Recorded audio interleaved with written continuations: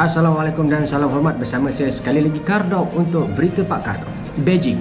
Hidupan liar dikesan masih dijual di pasar yang dibuka semula di China selepas negara itu mengisytiharkan kemenangan melawan COVID-19. Tinjauan wartawan mendapati haiwan seperti anjing dan kucing dikesan berada dalam sangkar dan sedia untuk disembelih di pasar makanan China yang kebiasaannya dikenali sebagai pasar basah. Pada Januari lalu, China mengarahkan semua pasar basah ditutup selepas kajian mendapati coronavirus dikesan berjangkit daripada haiwan kepada manusia, iaitu melalui kelawar dan beberapa jenis haiwan lain yang dijual di situ. Bagaimanapun, menurut wartawan Daily Mail, kini pasar berkenaan di beberapa daerah dikesan beroperasi semula seperti biasa. Pasar basah kembali beroperasi sama seperti sebelum pandemik ini berlaku, cuma sekarang ada pengawal keselamatan melarang siapa yang cuba mengambil gambar.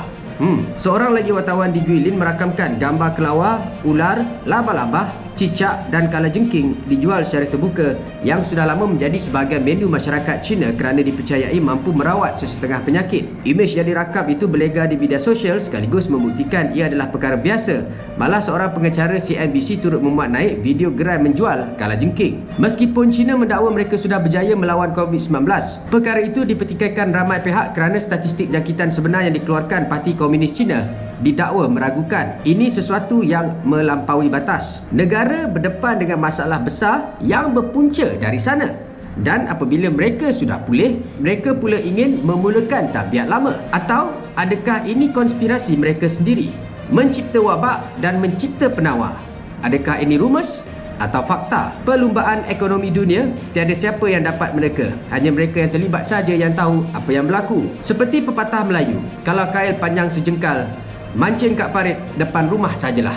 Ini berita suka-suka yang tiada berkait dengan hidup atau yang bakal mati. Di Kuala Lumpur, orang beranggapan bahawa suami itu macam motosikal. Makin lama, makin banyak masalah.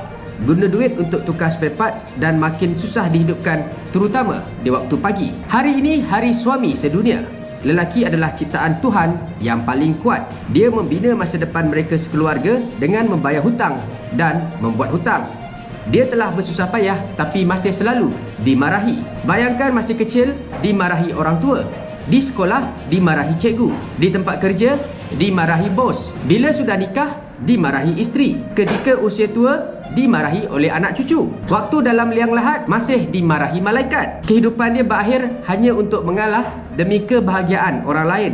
Jika dia keluar rumah, kata orang dia merayap. Kalau dia tinggal di rumah, kata orang dia pemalas. Bila dia marahi anak-anak, orang kata dia garang. Kalau dia tak marah, orang kata dia tak tegas. Jika dia tidak benarkan isteri bekerja, orang kata dia kaki kongkong. Kalau dia bolehkan isteri bekerja, orang kata dia makan hasil bini. Kalau dia dengar apa yang ibunya kata, orang kata dia anak mak. Kalau dia dengar kata isterinya, orang kata dia makan nasi kangkang. Jika dia banyak tolong wanita lain yang memerlukan, dikata orang yang hidung belang.